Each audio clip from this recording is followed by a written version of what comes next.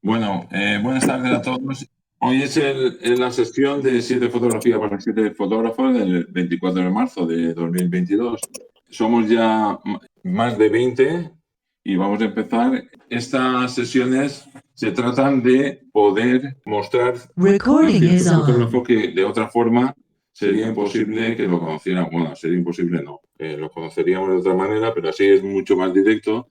Los socios del Grupo Fotografía de P3 pueden investigar y nos lo pueden transmitir a nosotros, a fotógrafos que nos guste a cada uno de nosotros y lo podamos transmitir a los demás. Entonces, en esta ocasión somos otros 7 fotografías, aunque vamos a ver más de 50 fotografías porque hacemos una introducción del autor, que es importante saber el autor o la autora, un poco la trayectoria y al final es un análisis de una fotografía que nos guste de ese autor. En este caso vamos a empezar, el orden va a ser el siguiente. Marina Mas va a ser la primera, después va a ser Abraham de la Rosa, el tercero va a ser Manuel Guijarro, el cuarto va a ser Vicente Llopis, el quinto va a ser Juanjo Rubio, el sexto José Joaquín y el último Salva Vidal. Si queréis, ya podemos empezar con Marina Mas. El fotógrafo en este caso era la fotógrafa Lindsay Adler. Y cuando quieras, Marina, puedes decirnos quién es esta fotógrafa y qué es lo que hace. Vale, pues es una fotógrafa de Nueva York y lo que más hace son retratos de moda. Lo que más es cosas de moda. Trayectoria, la verdad es que no me he estudiado muy bien toda su historia, pero lo que me gusta de ella es cómo maneja las luces. De hecho, tiene una academia y tiene un montón de cursos para enseñar precisamente eso, hacer fotografía de moda con mucho en estudio, tanto en estudio como fuera, pero sobre todo de estudio, y utiliza muchos tipos de luces y juega mucho con las sombras. Eso me gusta mucho, los contrastes y nada. Ahora os enseño un poco. ¿Comparto pantalla entonces? Sí, puedes compartir. Vale, vale. Pues nada, he elegido estas 3 fotos. No sabía si tenía que coger una o varias. Si no, ahora pongo su web, que la tengo aquí también, y veis un poquito. Como veis, pues es un trabajo. He elegido unas en blanco y negro, que son las que más me llamaban la atención, pero también juega mucho con el color. Hace muchas fotos en color también, con maquillajes así extravagantes. Y bueno, pues no sé qué os parece. Era solo un poco una aportación, ¿no? Tampoco sé muy bien qué decir. Este es su Instagram. Todo es moda. Aquí es todo moda. Hace también anuncios. Va combinando, esto también queda muy bien en Instagram, ¿no? Porque pone varias de unas mismas tonalidades. Entonces eso queda muy visual. Está muy bien organizado. Va juntando estilos y colores. Porque claro, esta mujer pues hace tantas fotos que tendrá ahí un repertorio increíble. Luego en la web pues ya lo tiene de otra forma organizado. Ya aquí sí que va por temáticas. Tiene la fashion, que es esta como más bestia, ¿no? Es tipo de luces y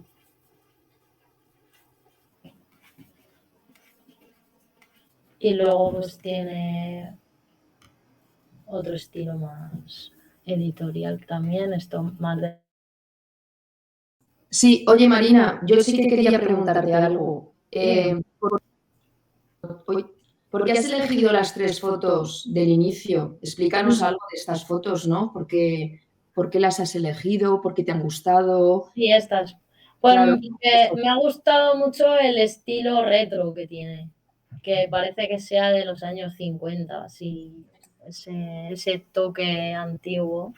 Eso me ha gustado mucho. Y porque a mí me gusta también mucho los contrastes, las sombras, las luces y las sombras me gusta mucho, el blanco y negro y no sé. He visto que a mí me gustaría hacer fotos así. Por eso las he elegido. Sí, ¿destacarías alguna de ellas que te gusta de esas tres por hacer un pequeño Pues análisis la de la izquierda, esa, por el gesto, la luz así transversal, el toque de luz detrás, no sé, los detalles. Esa es la que más me ha gustado. Pues muy bien. Pues muy bien. Si queréis, tengo aquí a Javier Peñas, que también habéis elegido unas. Si queréis os las enseño. Bien, pues si quieres. Esta es la selección que había hecho. Él hace de gastronomía todo. Yo lo conocí hace años. Lo que pasa es que yo vi fotos que me gustaban incluso más que estas. Por eso te decía, digo, que la había cambiado, pero bueno. Estas también están bien, ¿eh? Pues nada, dejo de compartir.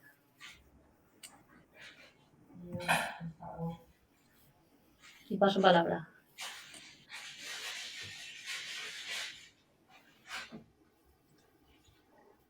Vale, pues si queréis, a ver si me... Vale, pues a continuación, Abraham de la Rosa nos va a hablar de Maysun. Bueno, pues Maysun es una fotógrafa española, pero con orígenes palestinos, ¿vale? Pues su padre es de Palestina, su madre es de Valladolid, es relativamente joven, nació en 1980, se llama, como pone ahí, Maysun Abukadeir Granados, ¿vale? Se define como periodista visual independiente, directora de fotografía cinematográfica y pintora. Y tiene, trabajando en la fotografía viene desde 2004 hasta la actualidad. Como ahí veis, es una fotógrafa que tiene que ver con el tema bélico, con las guerras, con las masacres, ¿no? Aprovechando que hoy precisamente se cumple un mes de la invasión de Ucrania por parte de Rusia, pues, y viendo a Maysun en el detrás del instante de Radio Televisión Española, pues quería presentaros a esta fotógrafa, que bueno, pues la verdad es que he intentado sacar un resumen de sus trabajos que son bastante impactantes, ¿vale? Maysun, como os decía, quise estudiar, no vayas pasando tan rápido si quieres, Pascual, por favor, un segundo. Quise empezar a estudiar arqueología, pero de ahí pasó a la fotografía a través de unos cursos que hice en Barcelona, en la Escuela de Arte y Superior de Diseño, Serra y Abella, ¿vale? Eso es en el 2005.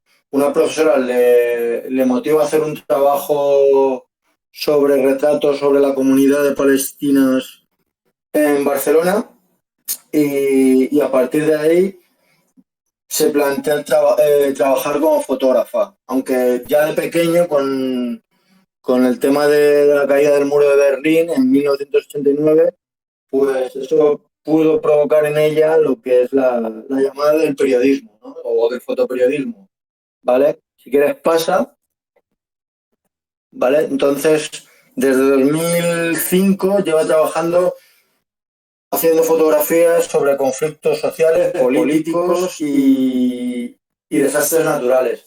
Esa fotografía que tenéis ahí es sobre un trabajo que realiza en 2011 en Albania, ¿vale? Albania se estaba independizando y junto a Ramón Lobo realiza un trabajo en blanco y negro muy interesante que merece la pena ver. Todas las fotografías que vais a ver están sacadas de su sitio web y la verdad es que este trabajo es original, ¿no? Porque estamos acostumbrados a ver fotos o por lo menos yo, de las guerras en color, mostrando la masacre, que ella lo va a retratar así. Ella dice que la guerra realmente es una mierda, lo dice así en varios documentales. Pero este trabajo es muy potente porque la verdad es que les sirvió para hacer pues un trabajo con principio, nudo y desenlace, ¿vale? Lo trabaja bastante bien el blanco y negro en este trabajo, ¿vale? Pasa si quieres, porfa. Esto es una foto sobre las primeras elecciones democráticas en Egipto, ¿vale? En 2012 va a Egipto a cubrir toda la situación que estaba pasando ya desde 2011 con la llamada primavera árabe, ¿no? Las revueltas del mundo árabe, pues que vienen desde entonces. Pasa si quieres.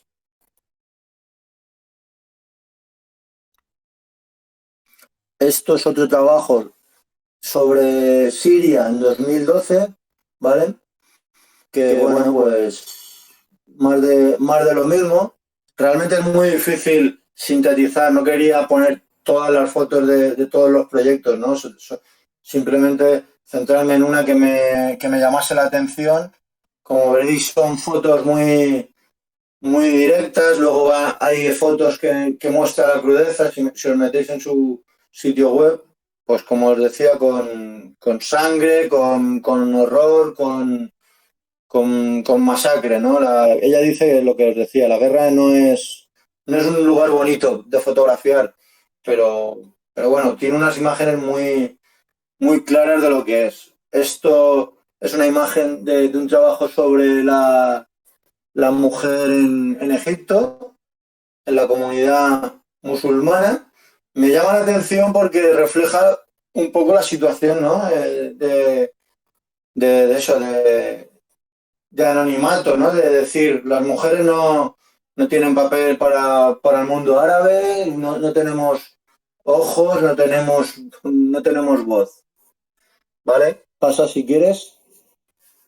También estuvo en Ucrania, a partir de 2014 visita Crimea, Ucrania, y esta foto es de un trabajo en Ucrania en el que ella participa, que ya pues anticipa un poco lo que está pasando desde hace un mes, como decía. Pasa si quieres. En 2017, esto es de un trabajo sobre la inmigración en Melilla, ¿vale? Se mete en estos ambientes y bueno, tiene fotografías así, o sea, aquí está pues en un campo de refugiados atendiendo a inmigrantes que están llegando a Melilla, pues eso, en busca de una vida mejor y poco más, ¿vale? Esta foto es de un trabajo que después creo recordar que tengo aquí en 2017 va a Guatemala, ¿vale? Que es un trabajo sobre las comunidades de Guatemala. En concreto está centrado en el papel de la mujer en Guatemala y tiene que ver con temblores de tierra, porque se llama así, cuando la tierra tiembla. Y la verdad es que no solamente se trata de sacar retratos o momentos dramáticos, sino que a veces una foto de un paisaje o de un detalle, pues dice mucho la verdad, como es esto. ¿Vale? Y luego, ya centrándonos en lo que era la foto que iba a comentar, de resumen, es esta que realizó en 2017, que es Alepo, se titula Hell in Earth, que viene así decir, ¿no? El infierno sobre la tierra o el infierno en la tierra, pues que demuestra lo que es ella, la manera de fotografiar estos conflictos bélicos que la verdad es que requieren mucha precisión y mucha manera, bueno, precisión y requieren mucha sangre fría porque lo que ella ve pues no es agradable.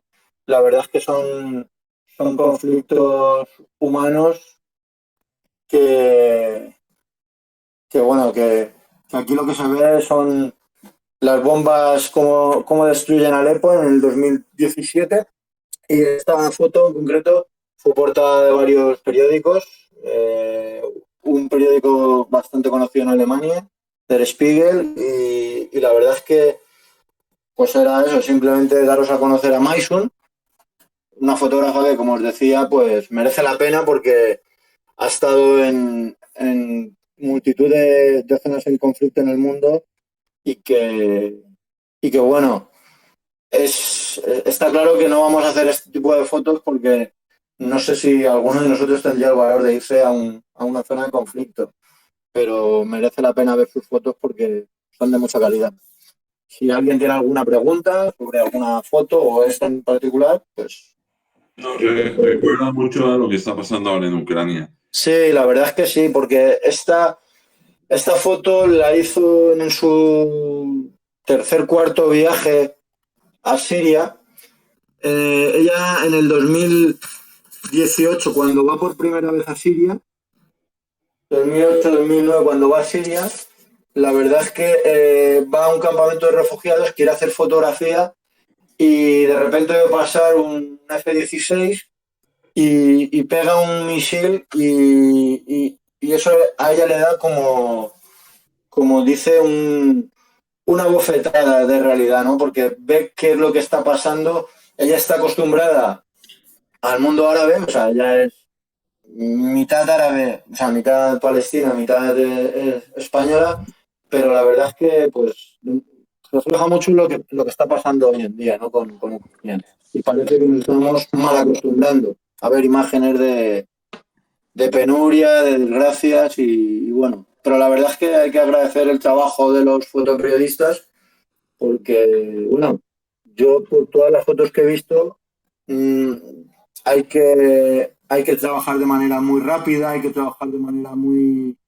tenerlo todo muy previsto porque no sabes cuándo puedes sacar una instantánea, pero la verdad es que, bueno, no quieren realmente muchas empresas, muchas compañías que vayan fotoperiodistas porque han habido muchos fotoperiodistas que han fallecido o los han raptado, ¿vale? He visto algunos documentales y comentan que bueno, que dejen de ir porque los que trabajan como freelance tienen ese riesgo, no saben a lo que se exponen. Muy bien. Uh-huh. Bueno, pues gracias. Vamos. ¿No hay ninguna pregunta por ahí? ¿O es interesante que veamos también a los fotógrafos y fotógrafas españoles en estos conflictos como Morenati, etcétera, etcétera?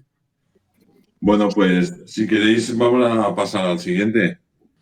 Aquí tenemos Manuel Guijarro, nos propone al fotógrafo Juan Tapia, que veréis que tiene unas fotografías de naturalezas no al uso, como normalmente los pajaritos o fotografías de aves o de paisajes nórdicos, etcétera, etcétera. Va más allá, va más al sentimiento. Ahora nos explicará Manuel Guijarro cómo fotografía Juan Tapia y veréis cómo esa fotografía no nos dejan impasibles. Bueno, pues adelante, Manolo. Hola, buenas noches. Se me oye bien, ¿no? Que me pilla el micrófono un poquito. Bueno, deciros que el jueves pasado estuvimos en la charla que vino Sergio Rodríguez y José Carlos Bernabéu hablando de sus fotografías. Una presentación muy buena, por cierto. Y salió a relucir el nombre de Juan Tapia. Yo no lo había oído nunca. El día siguiente entré en su página, estuve curioseando, me encantó lo que hacía y le llamé por teléfono. Le expliqué lo que hacemos aquí en el grupo fotográfico, lo que hacemos con este tema de lo que estamos haciendo hoy y le encantó, le gustó mucho. Y enseguida se ofreció a prestarme la fotografía que necesitásemos a un tamaño correcto para verla bien y tal. O sea que le ha gustado mucho lo que hacemos. Bueno, hablar sobre él, Juan Tapia es un agricultor de Almería. Ha conseguido destacar en el mundo de la fotografía gracias a su visión personal sobre la fotografía. Se inició una formación más en serio en 2002 en la Escuela Fotográfica de Roqueta de Mar y empezó haciendo fotografías sobre todo de aves. Aunque después ya empezó a ver otro tipo de fotografías, como fijándose en autores como Chema Madoz y su poesía visual, cosa que he aprendido bien y que vais a ver que se le da bastante bien. Bueno, ha ganado muchos concursos como el Memorial María Luisa Luis, Monfoto, European Wildlife Photographer.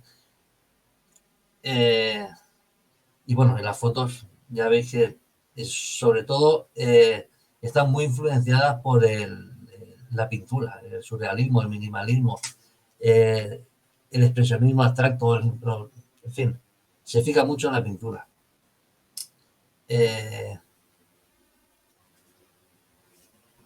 Bueno, también realiza algún taller junto con David Santiago, que es un paisajista también que tiene una fotografía muy similar, y van por ahí haciendo talleres desde 2017.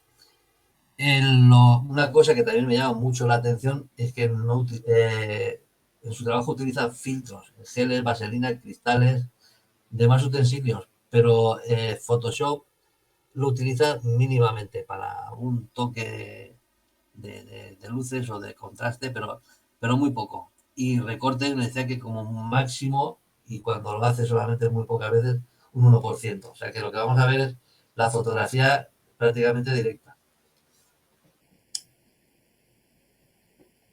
Veis que hay un poquito de todo, porque tiene mucho donde escoger.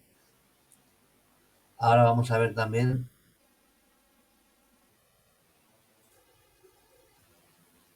Hay fotos como esta, por ejemplo, es un retrato. Y es un olmo, creo que es. Pero hay que saber recortar.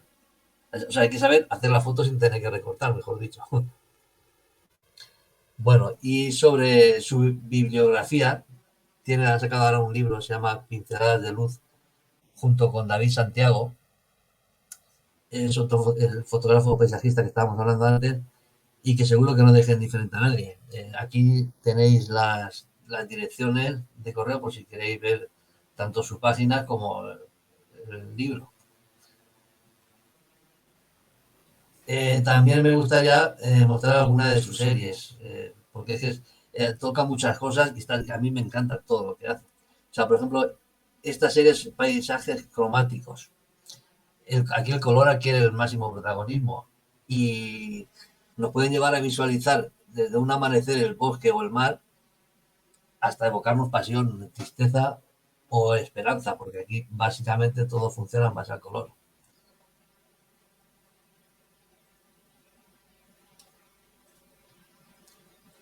Luego tiene otra serie que es el trazo impresionista. Aquí experimenta principalmente con las técnicas de los movimientos de cámara, distorsiones en el agua, vaselina, desenfoques, para emular el trazo impresionista de los grandes maestros.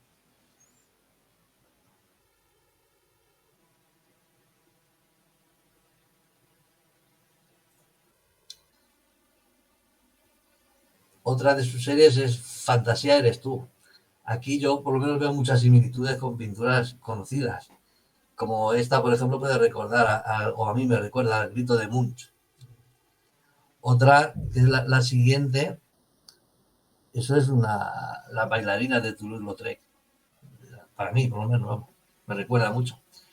E incluso la siguiente, esto es yo veo un recorte del Guernica de Picasso, y es una pitera, con un fondo de plástico de su invernadero.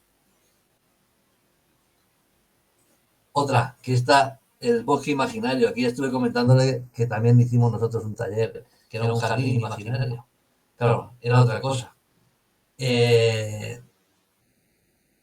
Lo bueno de esto es que todas las fotografías son figuras simbólicas capturadas sobre piedra, lodo, agua, hielo o plástico.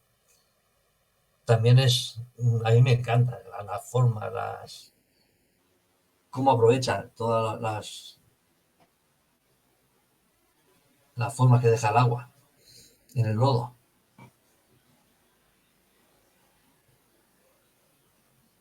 Es un auténtico jardín imaginario. Otra es en donde también disfruta mucho la Escuela del Arte, que está realizado en el Río Tinto. un lugar que no deje indiferente a nadie de los que han ido. Yo, por desgracia, he ido, ya me gustaría acercarme por allí. El paisaje no es todo, ni tampoco tiene por qué ser puramente realista. Los barros, la espuma, la roca dan mucho juego para trabajar con la abstracción, los colores, las texturas.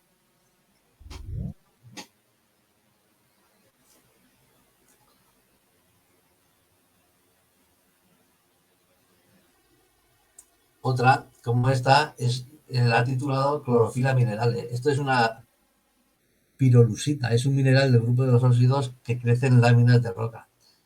Estamos viendo, parece que estemos viendo una hoja, pero realmente es un fósil. Yo tengo uno aquí en casa que si queréis ahora después lo podéis ver como es en realidad vivo.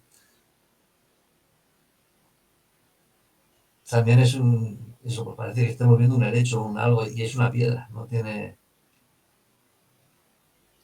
más. Hay que saber captarlo también, claro. Bueno, y esta ya es la siguiente serie, es la que a mí me ha gustado, se llama Sumie, es una técnica de dibujo que surgió en China y se extendió por Japón. Sumi significa tinta y es pintura. Siempre es en blanco y negro buscando la mínima expresión. Esta serie está inspirada en esta estética japonesa y es de las series más personales que ha hecho y en la que se ve su pasión por los árboles, la pintura y la poesía, realizada en su invernadero. Son figuras metafóricas construidas, o sea, no es natural, esto ya está construido. El negro es polvo y el blanco es el plástico del invernadero. Por lo que de todas las fotos, de las que más me gustaría para hablar es la siguiente. Esta. Además de que es parte de su trabajo más personal, a mí me llama la atención esa construcción de un bosque japonés, donde podemos distinguir árboles, la presencia de un animal, un tigre. Los elementos aparecen entre manchas y líneas de una forma sencilla, muy simple. No se dedica a buscar los detalles, solo busca las formas. El juego entre el blanco y negro en un paisaje totalmente construido. O sea que también eso está hecho sobre la lona del invernadero, donde trabaja. Por lo que creo que tiene un mérito especial también.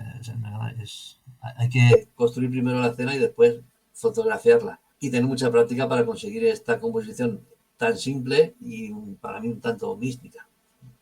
Me ha gustado mucho. Y bueno, si alguien quiere saber alguna cosa más. Esto es tinta, ¿no? Tinta sobre plástico. No, esto es tierra sobre plástico, esto es polvo. O sea, esto está construido sobre la lona del invernadero, va tirando polvo negro y va construyendo esas formas. Y después hace la fotografía sobre eso. Interesante. Sí, son fotografías que parecen a veces cuadros, pinturas, ¿no? Que esté pintado, no que sea una fotografía directa. Sí, no, de que esté pintado. Se nota que se lo trabaja mucho y piensa mucho antes de disparar, utilizando los geles, los cristales, filtros, utiliza de todo. Y lo dicho, Photoshop toca un pelín de luces o de sombras y poco más. Y recortes un 1%, o sea que lo que estamos viendo, si acaso ha recortado algo, es hasta un 1%, no más. Muy interesante, sí señor. Gracias, Manolo. Venga, con todos. Venga, vamos a seguir el siguiente. Bueno, tenemos Vicente Llopis, nuestro socio Vicente, nos presenta al fotógrafo Kevin Carter. Bueno, y si estás por ahí, ya si quieres empezamos. Estoy aquí. ¿Vale?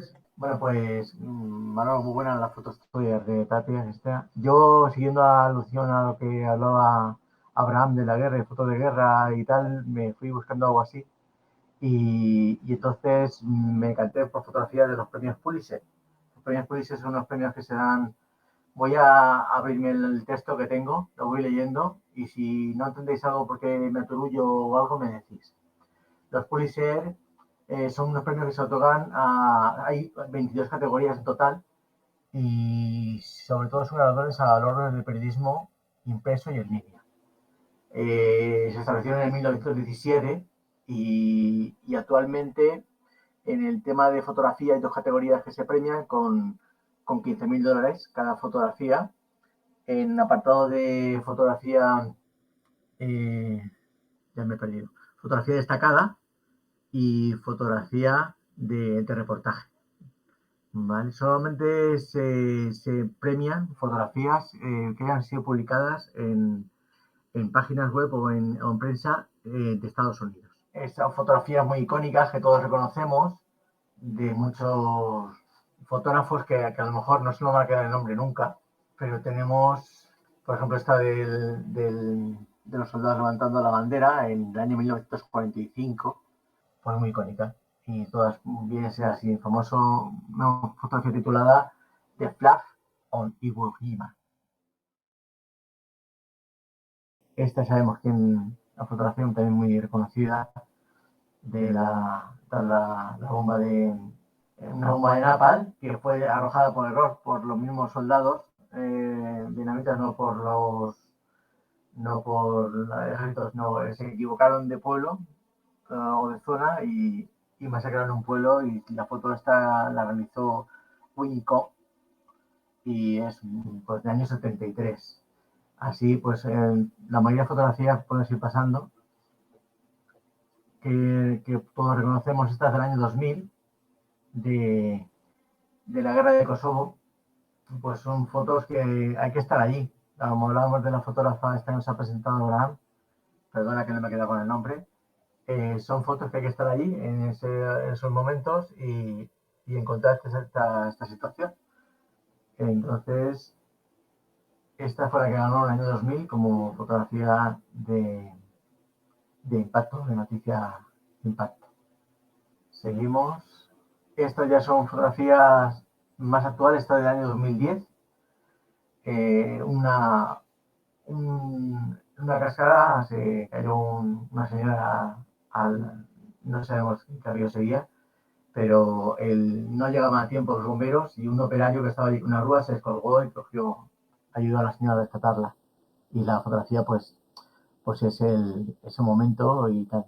Muchas fotografías son muy ocasionales. Ahora la suerte que tenemos en parte para este tipo de fotografías, en parte los periodistas, es que todo el mundo tiene una forma de hacer una fotografía en un momento dado y a pesar de que a lo mejor no tiene mucha calidad, el momento lo dice todo. Entonces son fotógrafos la mayoría que no son fotógrafos profesionales.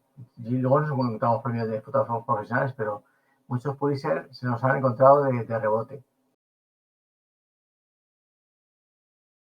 Esta es bastante actual, todos reconocemos la situación. Esta es del año 2016. Esta es por agencia, por Reuters. Supongo que irían subidos en barcos donde hacen asistencia a inmigrantes que se suben en las barcas estas, por llamar de alguna manera, para entrar y en esa situación, con ese sol y tal, pues se nota que es un fotógrafo profesional que se ha encontrado la estampa y le dieron el premio en su momento. Vale. Ya pasamos a Kevin Carter. Kevin Carter, pues yo cuando entré a buscar cosas, información sobre Pulitzer, pues una de las fotografías que más me impresionó fue la que vamos a ver a de él. Kevin Carter, la fotografía del Buit y la niña, el título retratando el hambre que se estaba pasando. Kevin Carter nació en Sudáfrica en el año 1960, en una familia acomodada, no necesitaba en Sudáfrica, blanco, y familia acomodada, o sea que realmente vivía muy bien. Lo que pasa es que no estaba de acuerdo con todo el tema de la apartheid, estaba muy eso y pensó que la forma en que podía ayudar era fotografiando. Se entró a trabajar en Johannesburg Star, una prensa local, y consideraba que fotografiando todas estas cosas de la apartheid, todo lo que aquella guerra que se produjo por... Esta la vamos a dejar para más adelante, pero la guerra que se produjo por el tema cuando encerraron a Mandela y luego cuando estuvo el tiempo que lo liberaron y empezaron la guerra para eliminar completamente la apartheid, pues hubieron muchas batallas en las que la policía se enfrentaba contra los negros que solamente se defendían lanzando piedras. Y los soldados pues le respondían con gases lacrimógenos, balas de verdad y de goma, y murieron muchos encarcelados en Soweto, Y ahí es donde Carter se sentía que fotografiando todo ese daño, esas cosas, pues podía colaborar en eliminar el apartheid. Y empezó en ello. Y siguió, pues prácticamente que le cogió empezaron a ir, se juntó con más gente que se dedicaba a fotografiar en guerras, Ken Osbeck, Greg Marinovich y Joao Silva, que se juntaron junto con Kevin Carter y formaron un grupo que se dedicaban a ir por todas las guerras que habían en Sudáfrica, que eran muchas, fotografiando. Le llamaron el Batman Club. Hay una película que lo retrata y he intentado localizarla y buscarla, pero no sé dónde está. Es una película del 80 o por ahí, creo. Y habla, pues eso, de las aventuras y periplos que llevaban esta gente fotografiando todo lo que podían, sobre todo los incidentes más violentos que eran la lucha de la apartheid. En el año 93, ya pasamos ya a la siguiente parte, se tomó unas vacaciones de toda esa guerra que estaba y se fue a Sudán. Sudán es donde hubo una terrible hambruna, todos recordaremos que se hizo mucho, y conforme aterrizó con un avión de ayuda humanitaria, se encontró una estampa que era muy distinta a lo que él fotografiaba habitualmente. Era todo el tema de hambre, no tiene nada que ver con lo que estaba viviendo, estaba fotografiando él, y le impactó mucho todo ese tema y se dedicó pues, a fotografiar. Su compañero que le acompañaba, Joao Silva, se dedicó a buscar guerrilleros, a hacer fotos de guerrilleros, y él se perdió por la aldea fotografiando por situaciones que a todos nos han llamado la atención cuando ves personas con esa desnutrición y esa imagen. Llevaría una cámara, como la veis en la foto, muy pequeña, con un zoom muy pequeño, que podría ajustar la apertura para conseguir los desenfoques, porque realmente no se habla de la cámara que utilizaba ni de los objetivos, pero tenía que ser algo que muy manejable, como se puede ver en la foto esta que tenemos aquí, donde le retrataron con la cámara como única protección, porque no tenía más, agachado en el suelo con la cámara. Y ya pasamos a la foto del análisis. Vemos aquí, pues eso, fotografías en las que él le cogía la mano a un niño para hacerle la foto. O sea, se impresionó mucho con el tema de la desnutrición que vio en esa aldea de Sudán. Y, en fin, él lo que buscaba siempre era, si hacía una foto potente, que le beneficiara a sí mismo, pero también que ampliara la sensibilidad de los seres humanos en lugares lejanos y tranquilos. Que despertasen en ellos una compasión que él realmente no tenía. Porque con tanta guerra y tanto, la verdad es que cuando eres fotógrafo de guerra en aquellos tiempos, ahora está todo más mirado, más comedido, se buscan menos imágenes impactantes.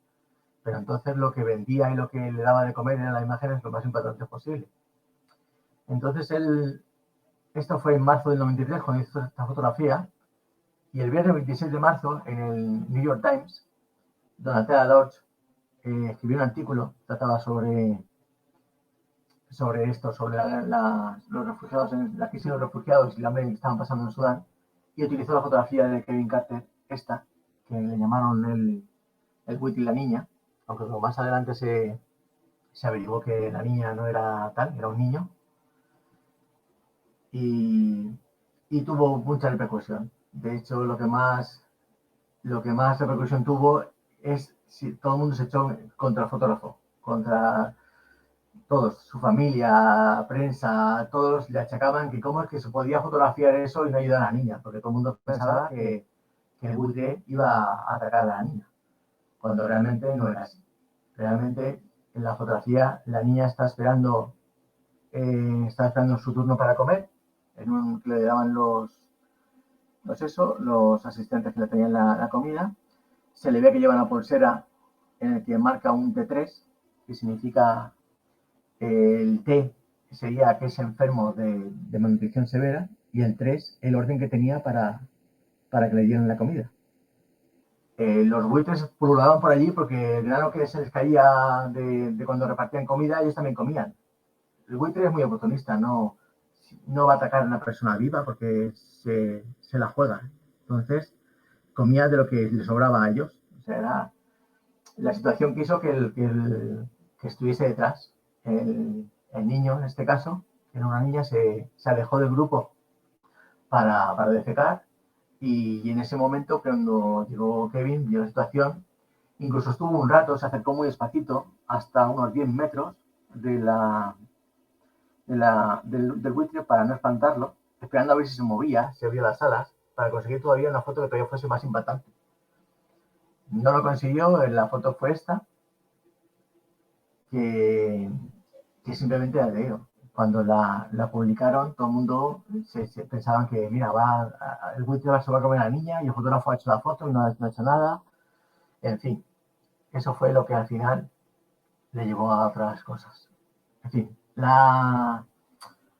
el niño se llamaba Con Young, no murió en ese momento, pues gracias a las ayudas le pudo sobrevivir y murió 14 años después por unas fiebres. Vale. Lo he puesto en blanco y negro para ver que en la publicación que publicaron, la foto no pierde nada de intensidad, o sea, ni color ni nada. O sea, cuando el negro, principalmente el blanco de la cara del buitre, da aspecto de todavía de más muerte, y da un aspecto que donde lo publicase esta imagen en prensa o en cualquier sitio, pues era muy impactante. Como composición, que vemos la siguiente imagen, la larga de los tercios perfecta, no tiene más. O sea, en primer plano tenemos al niño, y justo en el otro vértice de la regla tenemos la cabeza del buitre que está mirando, no está mirando al niño, ya sabemos, pero eso. Y al fondo se ven las chabolas del poblado, toda la imagen, la sensación de la cámara que tiene él no tiene mucha profundidad de campo, entonces da la sensación de que están muy juntos. En realidad no lo estaban, ¿eh? Los buitres guardan mucha distancia porque son muy, muy asustadizos. Bueno, pasamos a la de anterior, ya lo dejamos ahí. Cuando le dieron el premio, le llamaron en abril de 94, un año después, para decirle que había ganado el Pulitzer, y estaba muy emocionado y tal, pero uno de sus amigos del grupo de Batman Club, Ken Osterberg, que era su mejor amigo, fue asesinado en un tiroteo en Tocoza, y eso lo dejó muy marcado. Entonces, cuando llegó a Nueva York, en vez de la gente, pues ya había terminado la guerra porque ya Mandela era presidente y se había pasado todo aquello, pues hasta su propia familia y todo lo machacaron mucho. Todas las entrevistas que iban, todos le preguntaban, ¿y después ayudaste a la niña? Todos iban por ese tema. Entonces, lo que para él ya fue impresionante, ver la cantidad de hambruna que había en Sudán, pues al final lo llevó a una depresión absoluta, no sentirse querido por nadie, ni por su familia, había perdido a su amigo. Total, que el 27 de julio de 94, 3 meses después de que las elecciones democráticas en su país le dieran la victoria a Mandela, Carter se fue a la orilla de un río, donde cuando era pequeño jugaba, se puso una manguera en el tubo del tubo escape y se la metió dentro de la cabina del coche, y así murió, a los 33 años, dejando una fotografía que todos recordamos. Y eso es todo. Muy bien, Vicente. Ha estado muy bien. Muy descriptivo, muy bien explicado. Y sí, conocíamos la fotografía, conocíamos un poquito la historia. Todos se ha querido siempre que el suicidio del fotógrafo fue por culpa de esta fotografía, pero no fue así. Él tenía muchas más cosas. Él incluso el dinero lo quería para ayudar a su hija, tiene una hija separado de muy joven, y hasta despreciaron en ese aspecto. Todos a raíz de que la gente, cuando vio esta fotografía, en vez de pensar en, joder, la persona que está ahí y en vez de hacer una cosa así, se trata la fotografía y nos llega hasta nosotros, porque a mí lo que más me impresiona del fotoperiodismo es la capacidad que tienen de yo creo que ninguno seamos capaces de los que estamos aquí, no sé, supongo que alguien habrá suficientemente valiente como para meterse en semejantes meollos. Nos metemos en las arcabuces, pero no tiene nada que ver. Y en ese momento de tratar una foto de algo tan impresionante, ya le digo, que hay fotos muchas más impresionantes de esta de la época cuando estuvo en Sudán que de las que retrató en guerra. En guerra hay fotografías terribles, pero que era lo que él buscaba. Contra más terrible fuese la foto, más le ayudaba a él en su afán por defender el apartheid. Y esto fue totalmente distinto. Y fue lo que le llevó al final a su muerte, pero por una depresión de caballo que llevaba por muchas cosas. El pararse, el separarse, el acabarse la guerra para él, pensar que ya había terminado su vida. O sea, yo no podía fotografiar más de lo que él quería. Así que es la cosa. Bueno, me parece que me he estirado demasiado, lo siento. Muy bien. Bueno, gracias. Bueno, pues a continuación tenemos a nuestro socio Juanjo Rubio, que nos hablará de una fotografía de John Fletcher. ¿Qué es esta? Juanjo, cuando quieras. ¿Juanjo?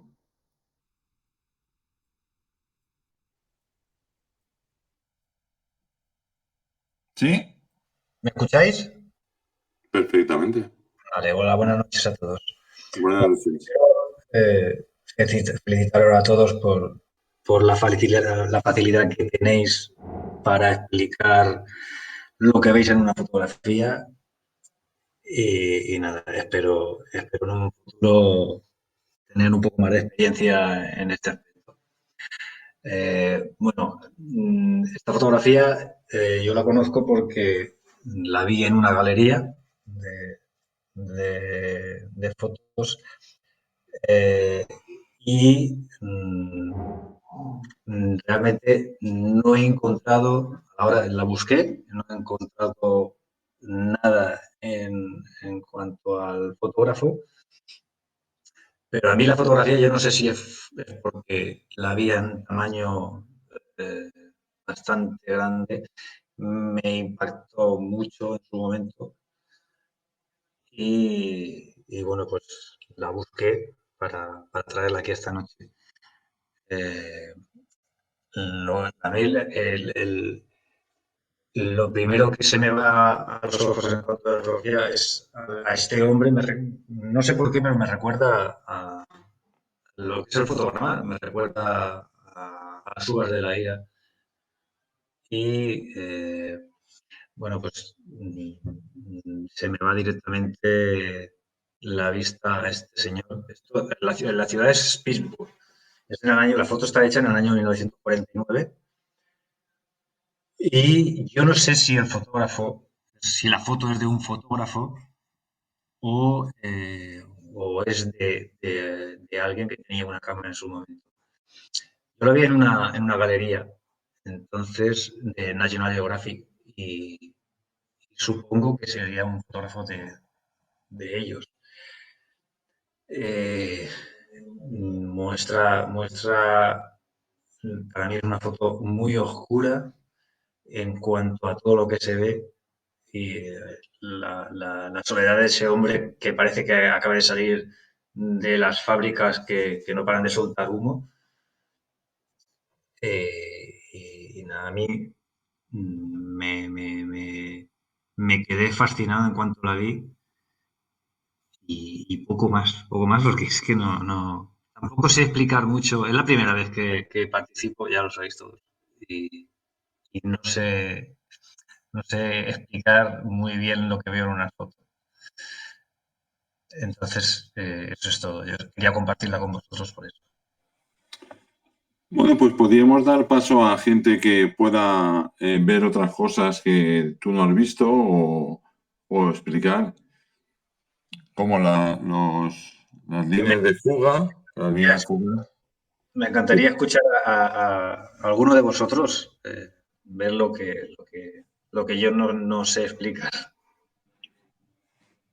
Bueno, ahí las líneas de fuga que salen en esa diagonal, que sale el muro ese de la izquierda, y la profundidad que da la otra, la carretera, que está justo debajo de las chimeneas, que está lleno de coches, y la soledad de la persona a mí me recuerda mucho al médico de la fotografía del reportaje del médico que ya vimos, y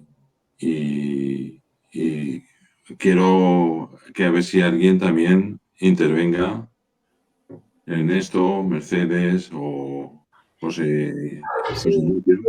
Sí, yo coincido contigo, ¿no? En que la fotografía a mí me impresiona la profundidad que tiene. Es decir, los planos que se van sucediendo hasta que llegas hasta el fondo con las chimeneas, con esa carretera que se pierde y da una sensación de, pues eso, de perspectiva en profundidad que realmente es impresionante. Y luego yo destacaría también esos blancos y negros, ¿no?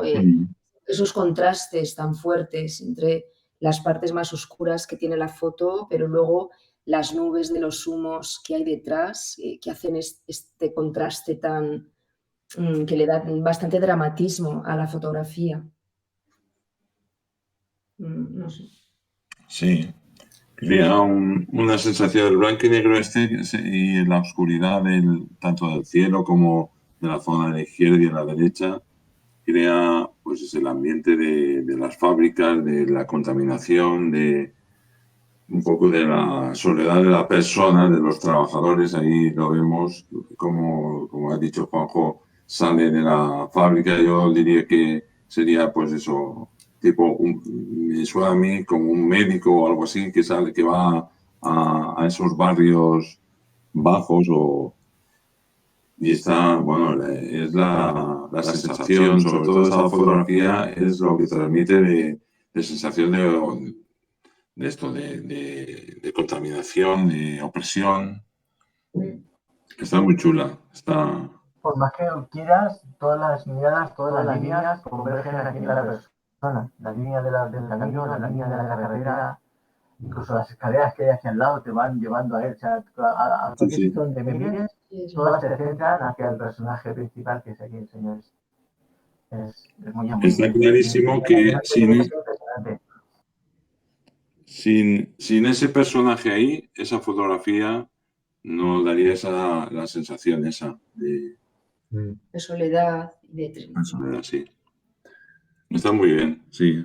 Realmente. Si puedo añadir algo. Sí. He visto la foto y enseguida he pensado el libro de Gérard Depardieu, no a confundir con Gérard Depardieu. Gérard Depardieu et Glasgow. Es un libro que vale la pena de mirar en internet para empezar y quizá luego va a inspirar mucha gente que le gusta este tipo de foto. Gérard Depardieu. Sí. Muchas gracias por intervenir y por darnos esos autores también complementarios a la foto. Muy bien. Pues gracias, Juanjo.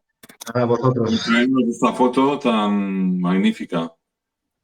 Vamos a pasar al siguiente, que tenemos aquí aún media horita escasa. José Joaquín nos trae a Hermann Leonard. Es un fotógrafo que nos plasma un poco la noche y el jazz, la música nocturna de los locales. Ahora nos explicará él mucho más detenidamente.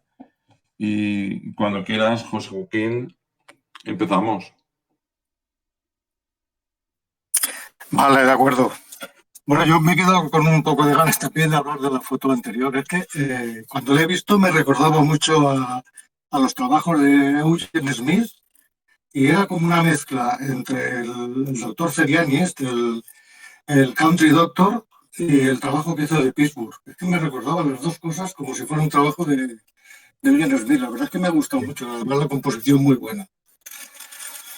Bueno, y ya dicho esto, voy a empezar con lo mío.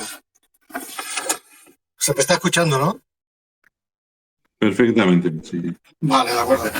Bueno, yo he elegido a Herman Leonard porque es un fotógrafo de jazz y, bueno, es que comparte conmigo la pasión por la fotografía y la pasión por la música de jazz. Y la verdad es que a mí me apetece tanto hablar de fotografía como de jazz. Por eso lo he elegido. Y, bueno, yo había elegido al final una foto para hablar más en profundidad sobre ella, pero en realidad lo que voy a decir es válido para todas las fotos. O sea que tú, Pascual, puedes ir pasando las fotos como quieras porque es válido para todas. Entonces empiezo con una opinión de un fotógrafo japonés que es un gran cazador de imágenes, se llama Eiko Hosoe, que dice que el jazz es lo máximo a lo que puede aspirar un fotógrafo. Quien es capaz de hacer una buena foto de jazz es capaz de fotografiar lo que sea. Y yo, desde luego, después de ver las fotos que hace este hombre, que yo las veo súper complicadas, porque son fotos hechas en club de jazz pequeños, con unas luces de miedo. Y a mí, la verdad es que me asombran. Entonces, bueno, Herman Leonard, en 1947, obtiene la licenciatura de Bellas Artes en la especialidad de fotografía y comienza a trabajar para varias revistas. Pero él por las noches lo que hacía era acudir a los clubes de jazz y fotografiar a los músicos, porque también era su pasión. Y realmente en sus fotos logra captar una atmósfera dramática, una iluminación reforzada con el humo de la gente que está en las mismas actuaciones. Él utilizaba una cámara de gran formato, que esto a mí me asombra, la verdad. Era una Graflex Expert Graphic de 4x5 pulgadas con 2 flashes y llevaba negativos de cristal. Que yo, ya digo, realmente yo me veo en un club de esos con todo esto y no sé si se podría hacer algo. Había veces que utilizaba hasta 3 flashes. Tenía un flash que lo ponía, había un flash que lo ponía detrás de él y a altura. Luego ponía otro flash que iba en contra, lo escondía detrás de los músicos, y otro flash que estaba a la derecha. Y la iluminación, ya digo, la potenciaba el humo. Recording has stopped. Desde luego las fotografías de Herman Leonard son auténticos iconos de los años 40 y 60 y realmente se han convertido en objetos de colección. Son instantáneas con un blanco y negro súper elegante y no sé, son como el mismo ellas, son fotos muy apasionadas. Dice que los músicos son una fuente de inspiración continua y él, para retratarlos, aprovechaba todos los elementos disponibles. Utilizaba el escenario mientras estaban actuando, se metía en los camerinos con ellos, hablaba con ellos, utilizaba las pruebas de sonido, o sea, todo valía para él. Según él, un gesto, una sonrisa cómplice, una mirada, un silencio y la penumbra en la que se mueve el músico de jazz, donde nada es obvio y todo es posible. Estas son palabras de Herman Leonard. Dice, luego, por otro lado, la fotografía en blanco y negro, se basta por sí sola para describir el jazz. Es un lenguaje muy expresivo, muy sugerente, es muy evocador y no necesita el color. Él para fotografiar la música de jazz no necesita el color. El color es podríamos decir, un aderezo extra más propio de la música pop y del rock. El pop y el rock son lenguajes muy aparatosos, muy grandiosos, con mucha decoración, muchos efectos especiales, mientras que el jazz es un estilo de música más austero y más sobrio. También podemos hablar de que los músicos de jazz no son los músicos de rock. desde luego. Son los músicos de jazz, yo los veo más cercanos. Sus actuaciones no son, vamos, no son aburridas, no son aburridas para ellos, no se cansan, no son ni la obligación de un compromiso. Para ellos la música es pasión, es libertad, es improvisación, es necesidad de crear, es dejarse llevar por la música. Vamos, que lo importante es el momento y la compañía. Con esto, vamos, yo creo que con esto explico muy bien las fotos que se muestran ahí. Y quisiera hablar de algo sobre la música y sobre cómo se podían obtener estas fotografías. Por ejemplo, es curioso, durante los años 20 y 30, en Estados Unidos, bueno, sabemos que en el año 29 tuvo la Gran Depresión, luego había una ley seca y tal. Pero en cambio en Kansas City era un nudo de comunicaciones ferroviarias muy importante y allí se transportaba todo el ganado del oeste y se vendía. O sea, que grandes compras eran como grandes ferias de ganado. Entonces la gente de allí, los que iban a comprar y a vender, por la noche les apetecía celebrar los buenos negocios.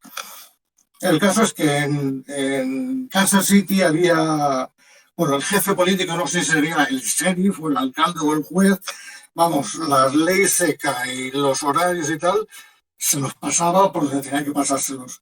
Y entonces allí se armaban unas huelgas de miedo.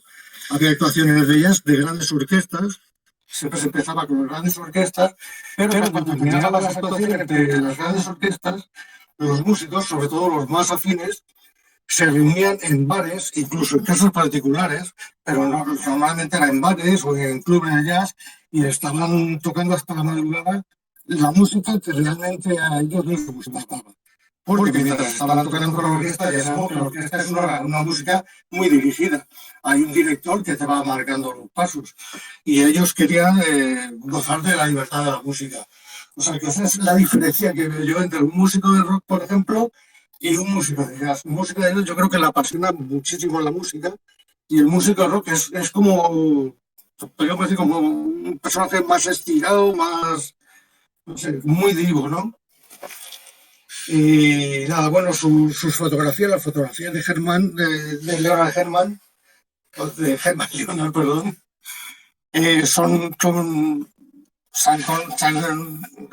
vamos a ver, se han convertido en objeto de colección.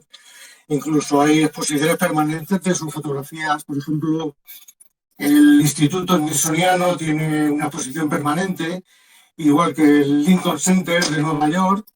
La George Eastman Museum también tiene otra exposición permanente. Y vamos, que sus libros se cotizan un montón. A mí me gustaría tener alguno, pero el más barato que he encontrado como 391 euros, y creo que voy a ver las fotos por internet.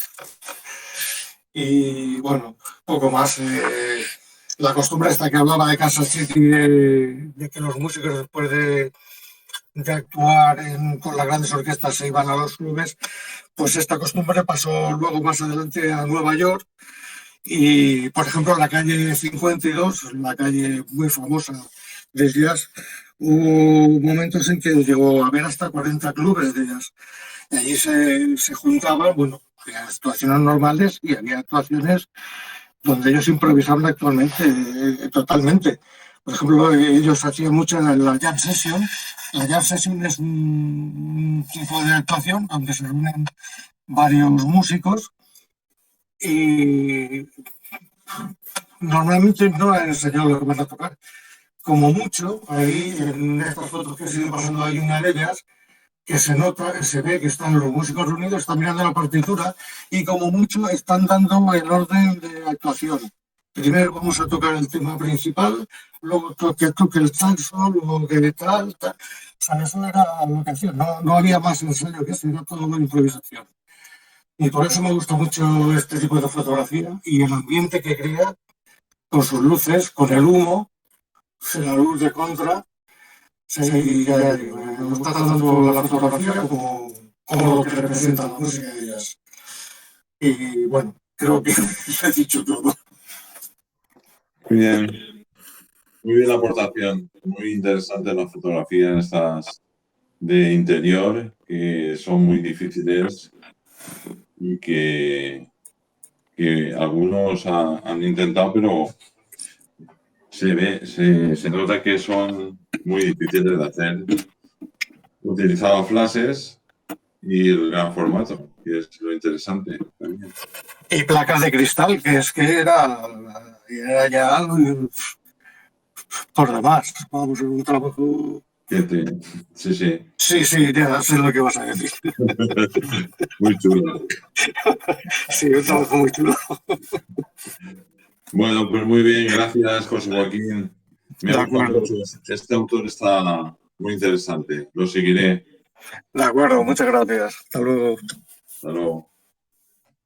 Bueno, pues tenemos aquí a Salva Vidal con Arturo Cerdá y Rico, que por lo visto es un fotógrafo muy cercano a los pueblos estos y creo que es monovero, ¿no? Hola, buenas noches. Buenas noches. Pues sí, has acertado. ¿Lo tienes montado para pasarlo tú? Sí, te lo paso yo. Vale, pues ponme la primera. Ahí lo tenemos. Buenas noches. Mira, hoy os quiero hablar de Arturo Cerdá y Rico. Como comentaba Pascual, es un fotógrafo que nació en Monóvar y por el aspecto que veis que tiene, pues hace un montón. Y el montón es que nació en el 1844 y fue pionero en la fotografía. Él comenzó haciendo fotografías de Monóvar, como esta que os he puesto aquí, de una barbería, la barbería de Enteleta, y hasta se ha podido reconocer a las personas que aparecen en esta imagen, como Joaquín Amo, que era un literato de Monóvar. Os quiero contar un poquito cosas de su vida mientras Pascual va pasando las imágenes. Él estudió medicina, no se dedicó profesionalmente a la fotografía. Como os digo, nació en Monóvar, de una familia que era comerciante y estaba bien posicionada económicamente, por eso pudieron enviarlo a estudiar a Madrid. Estudió primero en el Escorial y luego medicina en la Facultad de San Carlos en Madrid, hasta que se tuvo que desplazar ya con su carrera de medicina terminada y ejerciendo en Cox, que fue su primer destino, se tuvo que trasladar para cuidar a un hermano suyo que estaba enfermo. Quiero detenerme en esta fotografía que ha puesto Pascual ahora también, para indicaros que esa fotografía es en la Sociedad Cultural Casino de Monóvar. En la misma ubicación que tiene ahora, pero con, claro, los salones ya remodelados, por supuesto. Él se trasladó a Cabra de Montecristo, que es donde más archivo fotográfico suyo se ha encontrado.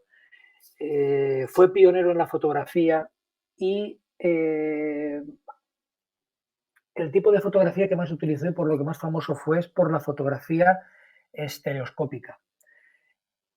Era una fotografía en la que compró la cámara creo que en Barcelona y podías ver imágenes, la imagen como se reproducía como una imagen doble que luego revelaba en su propia casa. De hecho, él fabricó su casa teniendo en cuenta que iba a ser una casa pensada y diseñada para la fotografía. Lo construyeron albañiles que expresamente se trasladaron de Monóvar inspirándose en un barrio de Triana. Solo conozco a 2 personas que han diseñado su casa en arreglo a que querían que tuviese su laboratorio fotográfico. Arturo Cerdá y Rico y según me contó Ernesto Ortiz. También, como veis, hizo fotografías de desnudo. Hemos visto también algunas de la Alhambra. Él se trasladaba muy a menudo a Granada porque se encontraba muy a gusto en esa ciudad, tanto fotográficamente como relacionándose con personajes de la cultura, escritores y demás. Os quiero contar también, antes ya que comentaba lo de la casa, es que quiero comentar algo de cómo la construyó pensando en la fotografía, porque hizo una planta cuadrada y un patio en el que la luz central llegaba a la luz a todas las habitaciones. Y el patio tiene un suelo de cristal para que iluminase la planta baja con luz natural, que es donde tenía el laboratorio, en el que construyó 3 ventanas. Fijaros que hasta dónde llega la afición que tenía la fotografía. Y en esta época, en el 1900. 3 ventanas redondas con postigos orientadas al mediodía, con vidrios rojos, otros verdes y otros blancos, con el objeto de poder trabajar con material ortocromático, pancromático o con la luz del día, de tal manera que podía conseguir efectos diferentes sobre los negativos. Él participó también en multitud de concursos. Fijaros en la época, si nosotros ahora participamos y nos cuesta imaginar con problemas de desplazamiento, de enviar las imágenes y los procesos más costosos de conseguir la imagen, y conseguía y me enviaba imágenes a concursos en Valencia, en Madrid y en Londres. Una cosa muy importante también es que le publicaban con asiduidad en la revista londinense Photographs of the Year. Yo, conforme he ido investigando cosas sobre mi paisano, me doy cuenta de que para la época era un hito. Incluso también fue pionero en fotografía a color de la época. Como ya vivía en Jaén, en Cabra de Montecristo, las primeras fotografías en color que se publicaron en la provincia estaban hechas por Arturo. Y como os decía, él ha hecho un montón de fotografía etnográfica, algo de retratos, muchas fotografías en la Alhambra y estas fotos de desnudos en los jardines de la Alhambra y demás. Y quería comentaros que su archivo fotográfico está la mayoría en Cabra de Montecristo. Unos aficionados de Monóvar que tenían archivo de Arturo se desplazaron a Cabra de Montecristo porque había como una exposición, o había, pues allí verdaderamente tienen un concurso muy importante dedicado a Arturo. Y entonces se desplazaron y hablando en conversación con los organizadores, les comentaron que tenían un montón de imágenes que no sabían de dónde eran. Y claro, estos personajes de estas personas de Monóvar, pues ya les informaron que el archivo que tenían, la mayoría de fotografías que aparecían, que no identificaban porque no eran de Cabra de Montecristo, no eran de su pueblo, eran de Monóvar. Entonces el archivo está repartido entre conocidos y familiares por toda España, una buena cantidad en Cabra de Montecristo y una pequeña parte en Monóvar, que es de las fotografías que yo quiero hablaros ahora. Una sería esta que estáis viendo ahora, que es una partida de pelota a llargues en la calle Nueva. Ahora se llama calle Luis Martí. Como podéis ver, al fondo se ve Santa Bárbara, a la parte de arriba. Y como veis, la afición que había y cómo refleja también la época en la que los hombres vestían con blusón y sombrero, y la afición que había, porque la calle está llena.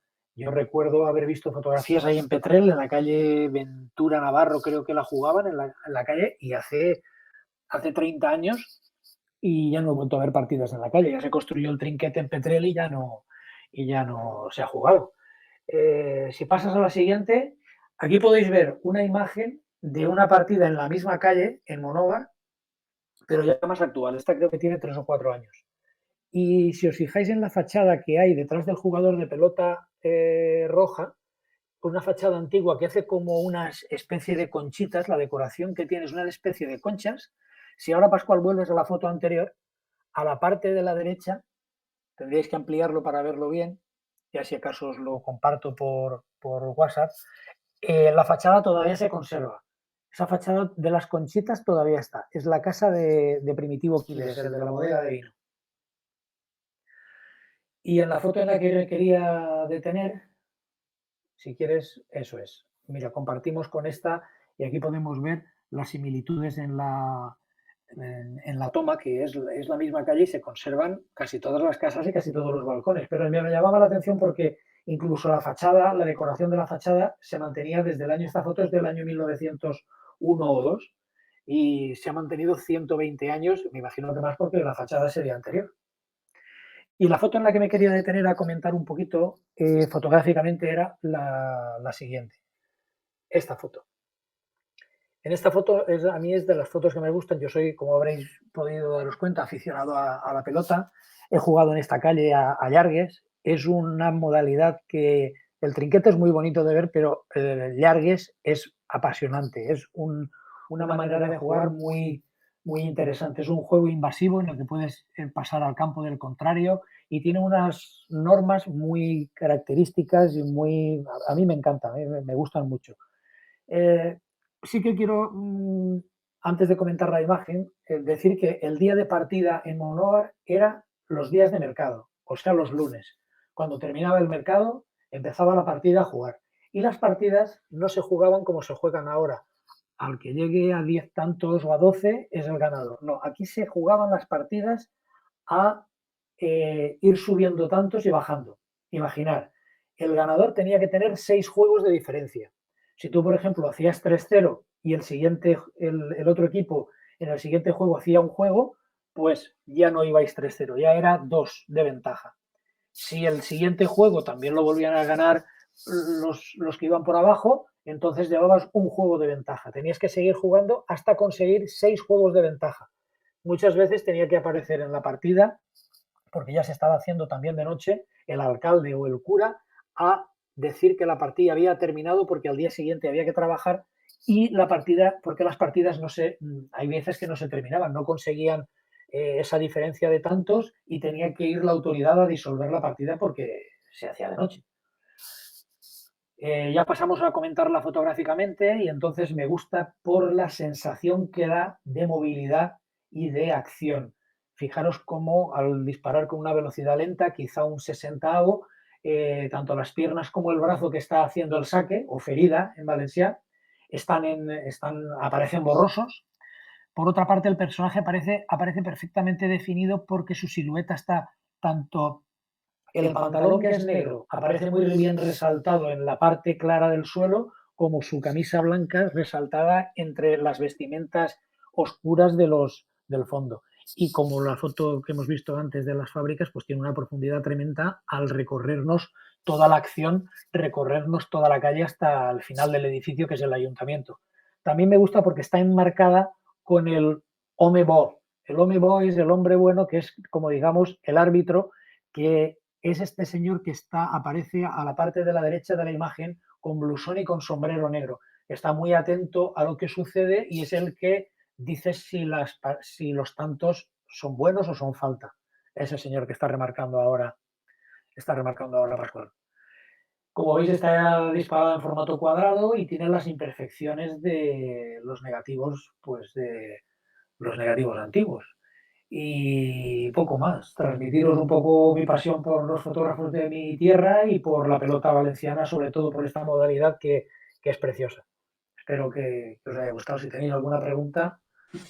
Sí, muchas gracias, Salva. Yo sí que conocía a Federico, pero yo creía que era andaluz, era de Jaén, ¿no? De Cabra, ¿no? Sí, no, allí es donde, ya te digo, hacen un concurso que se llama... Sí, yo conocía el concurso. Sí, muy importante. Incluso creo que alguien de los que está ahora con nosotros ganó ese concurso. Sí, Sierra Magina creo que es. Ernesto me suena algo, puede ser. Ernesto ganó Sierra Magina creo que se llamaba. Un premio. Sí, a ver si se conecta y... Sí, está. El micrófono ahí. Pero sí creo recordar que Ernesto tuvo ahí un acceso de un tercer premio, que creo recordar. Es un concurso muy importante. Si buscáis las bases, los premios son interesantes. Creo que hay premios de 2.000 euros al primero y demás. Sí. Él se llevó un premio y creo que estaba... la fotografía estuvo fallada por Cristina García Rodero, me parece. Sí, Ernesto acaba de poner un mensaje, un segundo. Si se ve que creo que decía que no tenía micrófono. Sí, pues él nació en Monóvar, nació y vivió en Monóvar. Lo que pasa es que muy joven se fue a Madrid a estudiar, volvió a Monóvar, ahí hizo un montón de fotografías, como veis, porque estas fotografías, ya te digo, estas de 1901 o 1902, la anterior también, porque es de la misma partida, con otra tomada desde encima de una escalera. Y luego, ya te digo, se desplazó a Cabra de Montecristo porque un hermano estaba enfermo. Allí conoció a la que fue su mujer, que era una terrateniente con muchísimo dinero. Su mujer murió pronto y él lo que hizo fue, en vez de gestionar y administrar sus propiedades, lo que hizo fue repartir la herencia entre sus hijos a cambio de una asignación mensual. Y con ese dinero él tuvo total libertad para viajar a hacer fotografías, que es lo que más le gustaba. Viajó por Marruecos, mucho por España, por Portugal, viajó un montón, muchísimo. Tiene fotografías en Marruecos bellísimas también. Pero donde más a gusto se encontraba era en Granada, porque se rodeaba de la élite cultural, que a eso le gustaba mucho. Incluso tengo una anécdota también que contaros que no he podido localizarlo, pero estando una vez en el Palacio de Carlos V en la Alhambra de Granada, encontré en el museo encontré un cuadro en el que habían personalidades de la cultura de la época, y leyendo qué personajes aparecían en ese cuadro, es un cuadro grandísimo, a tamaño casi, yo diría que a tamaño real, el tamaño de las personas a tamaño real. Encontré que Arturo Cerdá y Rico era uno de los personajes y no he podido encontrar referencia de ese cuadro. Creo que le hice una foto y acabo de caer ahora que podía haberla buscado, lo buscaré. Pero acabo de caer ahora que cuando estuve en este museo de la Alhambra le haré una foto al cuadro seguro. Muy bien. Muy bien. Sí, comentan esto que no falló Cristina García Rodero, fue Julián Ochoa que estuvo este año pasado, el verano pasado con nosotros. Ah, sí. Bueno, pues muchas gracias, Salva, muchas gracias a todos los demás. Espero que os haya gustado la experiencia, espero que hayáis aprendido cosas, tanto los que han expuesto como los que estamos escuchando, que yo creo que es una actividad que es enriquecedora y que queremos seguir haciéndola. Pues nada, hasta pronto, hasta el mes que viene con esta actividad y mañana ya sabéis lo que tenemos. Tenemos a J. Barros y os esperamos allí en el Spy Blanc a todos y puede ser también otra experiencia fotográfica y cultural. Pues nada, si queréis nos abrimos las cámaras. Bueno, bona nit a tots. I molt interessant tot el que s'ha dit. Sí, Pasqual. Molt bé, sí, bé. Perfecte. Sí, bé. ¿Cuánto era el altar? Pues crec que demà. Estupendo. La tenien que donar el dia aquí. Bueno. Vale. Sí, m'han agradat tot. Desde Medina hasta Salvador. Enhorabona. A tots. Bueno, Pascual. Bueno, muchachos, nos vemos. A ver si te sueltan pronto. Os iba a poner en el WhatsApp, guárdame un tupper de la cena de mañana.